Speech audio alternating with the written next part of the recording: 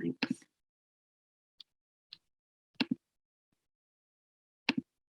So I'll come back to the purpose with Neil, but we're going to do this introductions, and then I'll hand over to Neil to say a bit about the purpose, and then Martin's going to take us through the 3 horizons thinking and how it can help us with the questions that we want to explore today. And then we're going to do a little bit of recap on some of the themes that came out of the great material that people sent in advance, building on the 3 horizons questions. We'll have a break around 11:30 for 15 minutes, so you can recharge, stretch your eyeballs, etc. And then after the break, we'll talk a bit about where there is energy, power, and hope in the movement that you're building together. We'll talk a bit about the system blocks that you want to prioritise, being focused on. And then we'll have a break for lunch from 1 till 2. And in the afternoon, we'll talk a bit about how we get from here to there. So which pathways to change are we most interested in, and thinking about the strengths that we have, what can we do together? We'll have another break just before the last session, and that will be a chance just to talk about next steps. So that's broadly what we're going to do today. If you need to take a break at any point, please feel free, just turn off your camera and go and do what you need to do and come back when you can. And I know some people are joining later and some people need to leave early. Please don't feel bad about that. I know people are under a lot of different pressures, so we're just really grateful that you've found space to come to the parts that you can join. So I'm going to, Neil, do you want me to keep sharing before, so you can talk about the purpose of the session? Yeah, it's probably better if you just do the slides throughout, I think, rather than just... Great. Yeah. I'll just check if anyone's got any questions about housekeeping or practicalities, just drop me a note in the chat or unmute yourself and feel free to jump in at any point. Yeah, and I think we all know this from Social Care Future events before. If you're struggling with any of it or anything's not clear, just stop us and ask, and we'll kind of make sure everyone's kind of on board. And another thing we just wanted to sort of say, we'd really encourage you all the way through this to see yourself, I know you do, but genuinely see yourself as an active contributor to this. So be listening all the time for what each other are saying, picking things out. Because when we get to the end of the session, we really want to kind of review what we've all heard. And it's not just me and Martin and Sarah kind of doing that kind of listening. We've got a recording. Penn, who you know, is going to do an illustration of this afterwards for us to sort of draw all the threads together. But we need everybody's help to really draw out what's been heard and what we're kind of finding through this.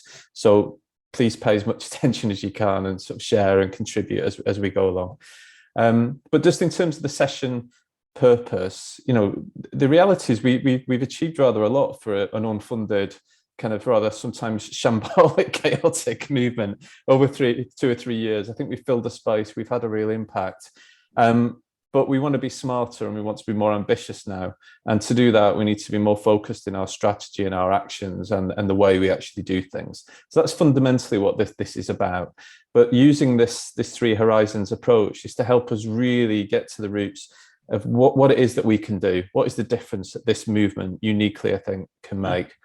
So we want to begin by exploring the vision and values of Social Care Future in more depth. How do we add more description to that? How do we know what it would feel like if we were generally moving towards that vision? How would things work? What would they look like? We need to be able to have that in place. We want to think about the strategy development. So what actions and activities should we do as a movement that are unique to us, that only we as a movement can pull off, really? But we also want to inform our shared plans where everybody focuses our energy in our localities together and so on.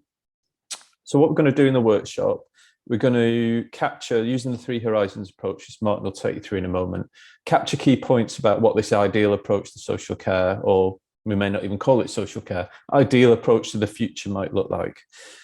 We want to explore the character of the current system and highlight anything of this ideal approach that currently exists.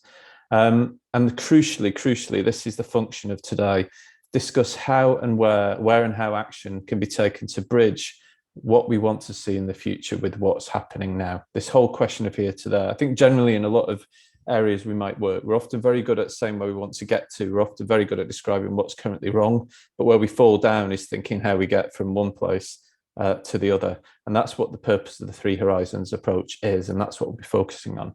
So for us, success for today, it won't be the kind of end of the process, but it will have been having come to a point where we've got some real ideas about the kind of action and activities and the areas of focus that we want to take on as a movement together. So that's what we're going to try and do. Does that make sense to people?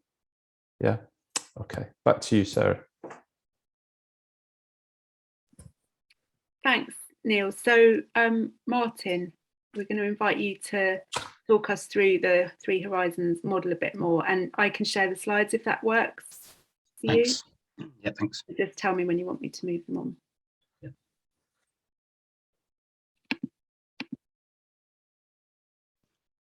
Right. So I think some people will be a bit familiar with the Three Horizons, and I'm not going to go into too much detail about it this morning. Just give a bit of a high-level overview, because actually what we're going to be doing through the day is working through this kind of process.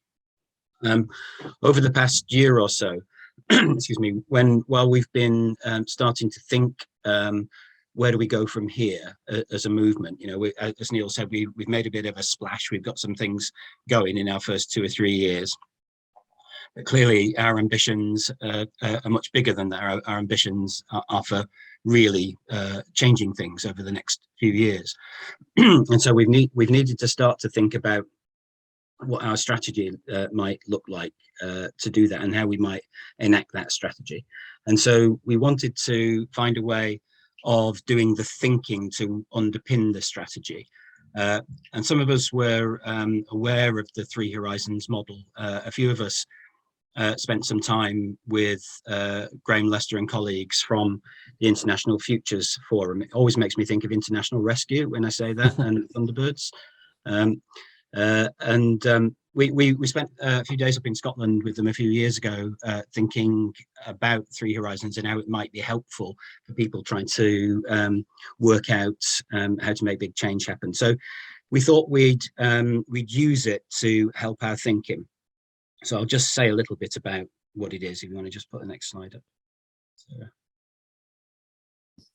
So it's a framework to create a map and to focus what your action needs to be. So, and the way it's done is these Three Horizons, they're kind of time and activity horizons. So if you look at H1, business as usual, there's a lot of that going on at the moment because it's business as usual.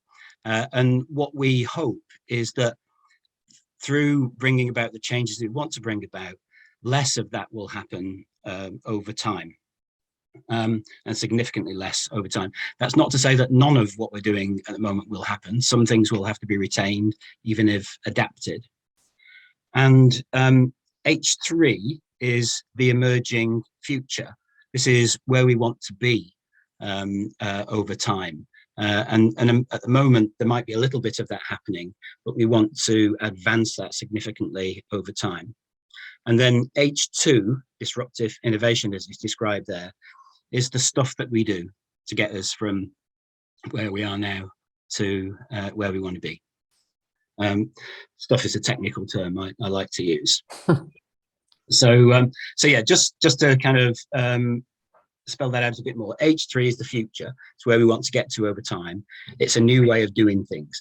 And this is where we start our thinking, because you have to start from a compass or a North Star.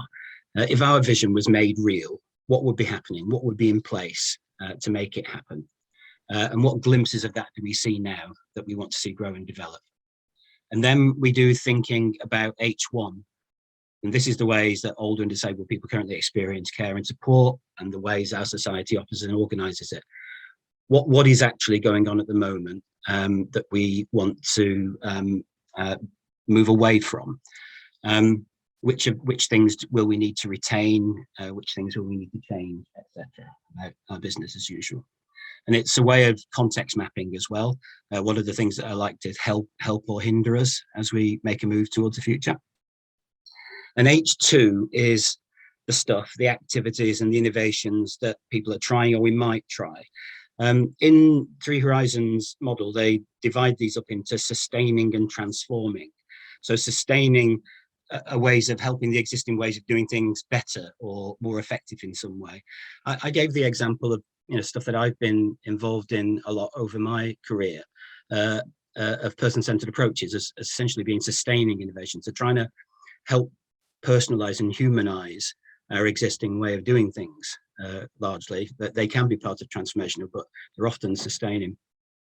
The transforming stuff is the game-changing stuff, the stuff that really shifts power, that gives people the proper opportunity to design and create their own futures, people and communities and groups, and that things like self-directed sport, if done properly, would be transforming innovations if people really could take control of the money power and communities could take control of the money power, and use those to design and create what works for them. That would be transforming.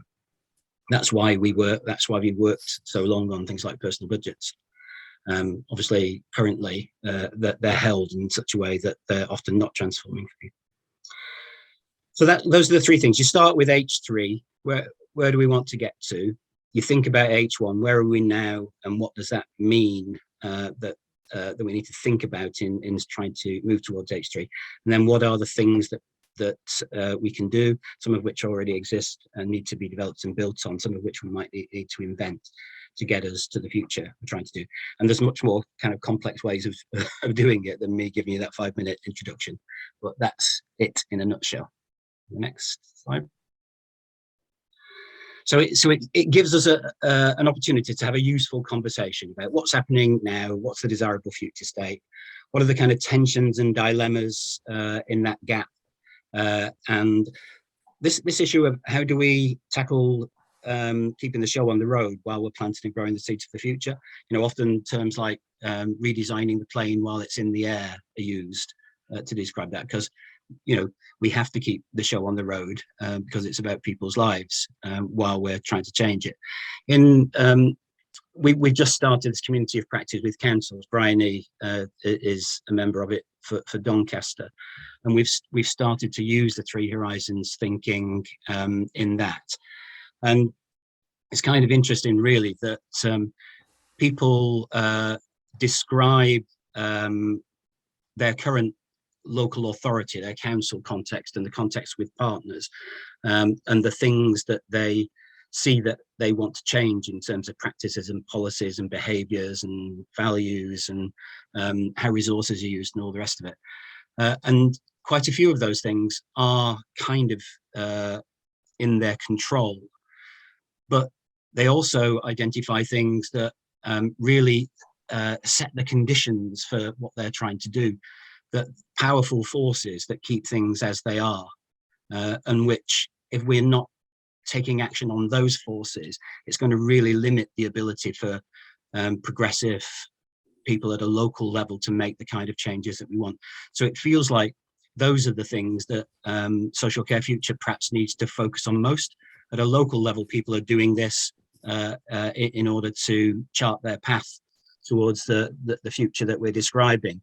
But we really need to give them a helping hand, I think, by shifting some of the things that are currently restraining them, that are not things that are within their gift or within their power. It feels like to me that that's probably where Social Care Future needs to help most. I remember there's another slide, so is there another slide? Going forward, yeah. Oh, sorry, yeah. So in the initial thinking we've done about this, and you'll have seen this in the Towards an Equal Life from Here to There paper that we shared recently. We've identified what it feels like a three kind of key areas of activity that connect together, that are the business of the Social Care Future movement. One which is really about reshaping expectations and imagination amongst public, politicians, people, professionals, all of us, towards the North Star that we're seeking. Building people power as a critical underpinning means through which change can be made, and identifying and supporting the enactment, as it were, of disruptive innovations, and systemic changes. So those are kind of three areas that it feels like we're occupying that space. We're considering what our activities are under those headings, but there's space for us to think further about that, and hopefully today will help with that.